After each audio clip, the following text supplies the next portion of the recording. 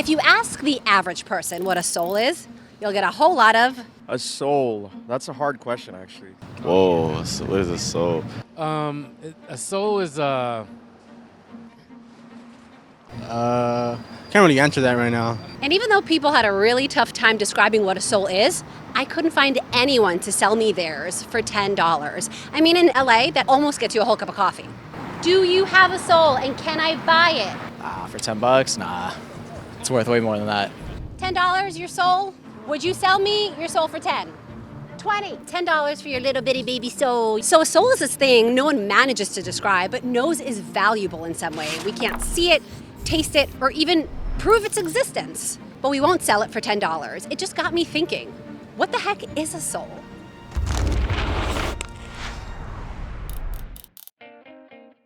Let's start with the OG source for all my questions and quandaries, the Torah. In the creation story, God forms man from the dust of the ground and then blows the soul of life into his nostrils. No big deal. So wait, a soul is like God's breath? Also, ever wonder what God's breath smells like? Is it minty fresh? Are we talking zesty cinnamon, bubble gum? I'm gonna go with minty fresh. It's a toothpaste classic for a reason. What was I talking about?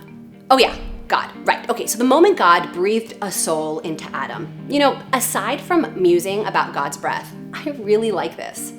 It makes me think of the soul as God's gift to us. Like, here you go, your own little piece of godliness. It's made in my image. Which means that inside all of us lives a tiny, godly spark.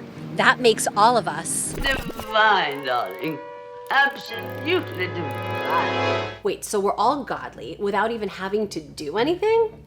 Not so fast. Here's the thing. When someone gives you a gift, you usually try your best not to totally destroy it. But when that gift is the soul, something you can't see, touch, feel, or even define, how exactly do you take care of it? Like, I know more or less how to take care of my body. Rest, hydration, exercise, not drinking that 7th cup of coffee, even though I really, really, really want to. But what about taking care of my soul? Like, sure, I tell myself that pounding a bag or 3 of popcorners is feeding my soul. And you know what? I stand by that. And no, this episode isn't sponsored by anything but my lack of self-control around those crispy little triangles of goodness. So when I get the impulse to just crush a bag of snacks in the middle of the night, is that feeding my soul? Or is that just giving in to temptation and actually hurting my soul? The question was stressing me out. So I asked the rabbis and they said, yes. Real helpful, rabbis. Thanks a lot. Okay, but for real, let's break it down. According to rabbinic tradition, the human soul has 3 different spiritual elements, all of which are connected to our earthly body. We have an animal soul, a creative soul, and a noble soul. Side note, I'd like to be described as a noble soul from now on. Thank you. Let's look at level 1, the animal soul. That's our life force. In fact, all living things have it. It's the blood pumping in our veins, the air flowing in our lungs, all stuff that literally biologically makes us alive. The animal soul represents our base desires, our survival instinct, our hunger, our lust, our hungry lust for popcorners. Any snack executives, call me please. So that's level 1, the animal soul. Let's look at level 2, the creative soul. That soul is a bit more godly. It taps into our divine ability to communicate, create art, bring meaning into the world around us. It's the part of us that paints murals on the sides of city buildings or knits sweaters, even though you can totally just buy one at a store, or sends postcards to our friends and families just because. And that's not just something modern people do. In fact, almost as soon as Adam is up and walking around all zesty with God's breath of life, God gives him an assignment. God has made all these animals to populate the earth, the creepy things, crawly things, flying things, swimming things, but none of them have names. So God says to Adam, can you handle that for me? And because Adam is a human and has a creative soul, he's like, yes, please. This is one of the very first stories in the Torah that distinguishes humans from animals, and it's a trait all of us share in some way. So let's apply what we've learned so far. Beyonce's lemonade, creative soul. Mike's hard lemonade, animal soul. Phone calls with your bestie, creative soul. Cat calls at a stranger, animal soul. Making the movie Fight Club, creative soul. Going berserk mode in a real Fight Club, animal soul. Painting the scream, creative soul. Screaming at a car in front of you because the light turned green and they're on their phone, animal soul. And then there's number 3, the noble soul, the highest level, the big kahuna, the most godly part of us. The noble soul is that spark inside us that seeks to connect with the divine. It's that part of us that tells us, hey, let's try and connect with our traditions, or I want to follow the commandments God set down for us. It's the part that sees a person in need and immediately reaches out. The part that goes out of its way to be better, to do better, to make a better world. The part that wants to be as close to God as possible. Jewish tradition says the key is to keep all three parts of my soul balanced. When the soul's three parts act as one to reach a higher spiritual level, the soul is healthy. Great, got it. Good, so how exactly do I keep my soul healthy? I mean, everyone's super into feeding the soul, but like, what does a soul eat? If I feed my mouth human food, do I give my soul food? Right, no, that's silly, obviously, because like souls don't eat soul food. Though I'm not mad at some good soul music or watching some Han Solo. Too much, yeah, that last one's definitely, that was a crime. Laugh it up, fuzzball. Obviously, feeding the soul is a metaphor that helps us understand something that's way outside our comprehension. Though I'm not sure it's an effective one, because it's one of those sayings that everyone knows what it means, but like no one really knows what it means. Know what I mean? When I think of feeding my soul, I think of journaling by the window with a hot drink in my hand and a soft dog at my feet. But is that feeding my soul, or is that just being cozy? Maybe you think of yoga or meditation or dancing your butt off or snuggling with your person or running a marathon. Freaking runners. So what's the real answer? Does Judaism have anything to say about how to feed my soul and keep it healthy? Well, yeah, we follow the rules. There are a lot of Jewish rules, and if you want to know just how many and what kind, click on the link below to watch my rant on rules. If you think about it, a lot of Judaism's rules help reinforce our willpower.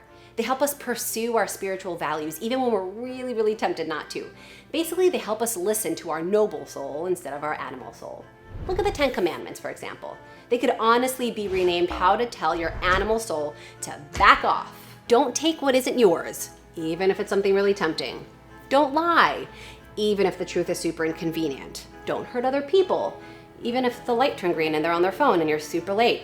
Keeping kosher isn't supposed to be easy. I'll admit, whenever I smell bacon sizzling in a pan, my animal soul perks up a bit. She says, yo, Becky, maybe it's really, really good. Like maybe you should just take a little bite.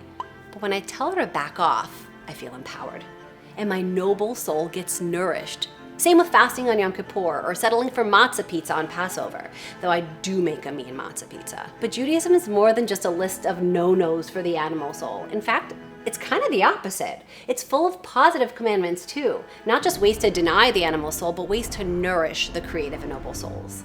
Like slow down, consider the most basic fundamental human actions, and then use them to connect to God. I mean, that's why we bless the food we eat, and why we say a prayer after we go to the bathroom. Nope, not kidding, that's a real prayer.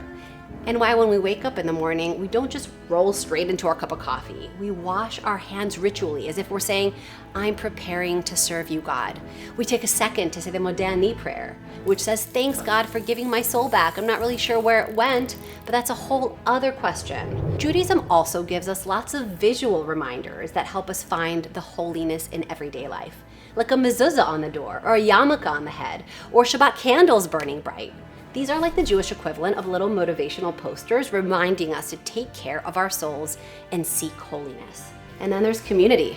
When we gather as a community, we invest in both our creative souls and our noble souls. At holiday celebrations, we tell stories about our history, which reminds us of our shared values and helps us see that we're a part of something greater than ourselves. And we also come together during tough times with rituals to help us mourn the dead and support our neighbors when they need it. Okay, so there's lots of ways to feed my soul. There's community, there's ritual, there's prayer, there's matzah pizza. But let's be honest, I'm not perfect. Shocker, right? But I'm not. Sometimes temptation is just too tempting. Sometimes my animal soul makes a really convincing argument, like it must have gone to law school or something. So what do I do when I mess up and my soul gets off balance? Well, Judaism gives us tools to repair our souls when they get malnourished. Maybe you've heard of Rosh Hashanah, aka the Jewish New Year. It's like an annual reset for the soul, whether we think we need it or not. How does that reset work exactly? 3 ways. Way number 1, there's tshuva, or repentance, taking stock of everything you did last year, saying you're sorry, and learning from your mistakes. Way number 2 is tefillah, or prayer. We meditate on our aspirations, our values, our gratitude, and our responsibilities. And way number 3, tzedakah, or charity, feeling good by doing good. These are 3 great ways to restore our souls and keep them healthy. And it works too. Exhibit A, when I apologize to someone or when I do something kind, it definitely makes me feel better. It makes me feel like my soul is a little more nourished.